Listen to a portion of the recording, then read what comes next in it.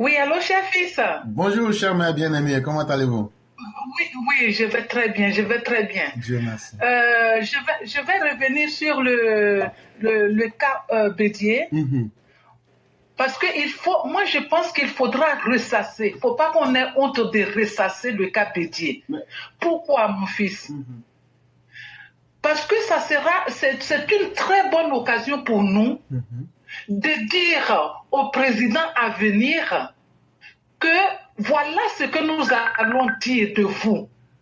Si vous avez été un homme du peuple, à l'écoute du peuple, si vous avez construit ce pays, nous le dirons. Et les anges dépêchés par le bon Dieu noteront nos avis. Mais si au contraire, vous avez été méchant, si au contraire, vous avez créé une réplique de la race aryenne de l'autre Allemand là, Hitler, nous allons le dire. Peu importe si le corps n'est pas encore allé chez le bon Dieu, s'il est encore les mains du divorcé, nous on le dira. C'est pour ça que je lance encore cet appel à nos condisciples de la classe éclaireur pro-vérité à venir prendre la parole sur la plateforme éclaireur pro-vérité pour le dire. N'ayez pas honte, n'ayons pas peur. Il faut qu'on le dise. C'est un devoir. Comme je l'ai dit hier, la vérité d'aujourd'hui, c'est l'histoire de demain. Et si nous ne voudrions pas qu'on enseigne le mensonge à nos enfants, à nos descendants, disons la vérité dès aujourd'hui. Voilà, ce discours édulcoré qui voudrait faire passer Bédier pour un saint, pour un envoyé du bon Dieu, c'est archi faux. Voilà ce que j'aimerais dire, mon fils. Merci beaucoup. Vraiment, cher mère, je suis plus que satisfait, puisque vous le dites, hier, mère Sali est revenu là-dessus, et vous avez vu durant toute une semaine, je continue et je continuerai à démontrer la vie sale que Bédier a menée. Et nous nous sommes donné rendez-vous. Certains peuvent le faire aujourd'hui, mais le lundi, on aura plus de temps. Et on va laisser le temps à tous ceux qui ont subi toutes les méchancetés de l'homme Henri Konan Bédier de venir l'exprimer ici. Venez le dire, que ce soit en Gouro, en Gagou, en Djoula, en Sénoufo, en Wobé, dans les 60 et plus langues de la Côte d'Ivoire, en français, venez le dire. C'est important. C'est votre part de souffrance. Ça fait partie de votre histoire. Venez raconter cela. Parce que c'est à nous de faire changer nos dirigeants. Je vous ai parlé de la puissance de la démocratie. La puissance de la démocratie, c'est ta voix que tu fais sortir. Ce n'est pas toujours que vous avez cette opportunité-là. Il faut la saisir et il faut l'utiliser pour que personne ne vienne raconter votre histoire à votre place. Et nous comptons sur les EPV. Je le dis ce jour-là, même s'il faut faire 24 heures d'émission, on va donner la parole. Et on aimerait que vous veniez nous dire ici ce que Bédier vous a fait et qui vous a choqué dans votre vie. Ou bien ce que vous avez retenu de son passage. On va en tout cas permettre aux uns aux autres de le faire ici. Le lundi, nous aurons assez de temps. Et pour ceux qui peuvent, s'ils veulent, peuvent le faire aujourd'hui en quelques minutes. Mais une chose est évidente, nous n'allons pas accepter que notre histoire nous soit falsifiée alors que nous sommes encore vivants.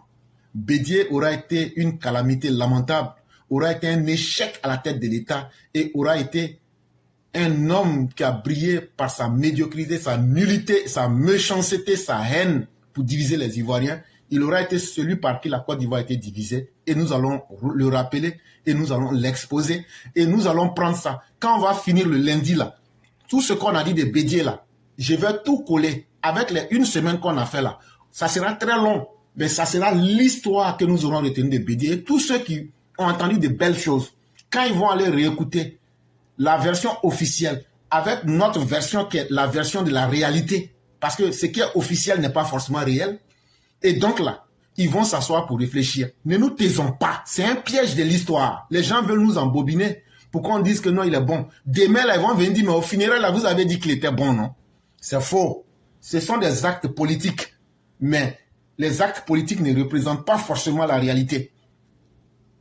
Et, chers Ivoiriens, ne vous laissez pas prendre par ce piège-là. Ni le piège du sentimentalisme, ni le piège de la peur.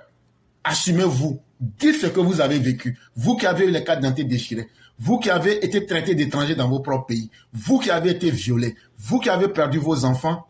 Levez-vous et dites, le père de tout ça, c'est Henri Konan Bédié. Et il faudrait que sa famille l'assume. Toi, tu es quel être humain? Il n'y a pas quelqu'un dans ta famille qui peut te dire ce que tu fais un mauvais. Soit tu es d'une famille maudite, ou bien même tu es carrément dans une famille qui s'est liée d'amitié avec le mal. Et ça, nous allons le dire sans peur, sans honte, quel que soit... D'ailleurs, même ce que vous dites là, ça ne nous intéresse pas. Ce que les autres pensent de nous là, nous, on n'en a que faire. Nous, on fait ce qu'on a à faire. Et l'histoire démontre s'il va nous juger. C'est de cela qu'il est question. Même Alassane Ouattara, s'il déconne là, on va lui dire ça. De son vivant comme s'il venait à mourir. Donc là, nous ne faisons pas d'exception. On va forcer les uns et les autres à changer leur mode de vie. Laurent Gbagbo, toi, tu seras le prochain cadavre. Pour toi-même, là, ça sera plus grave. Pour toi-même, là, ça sera plus grave.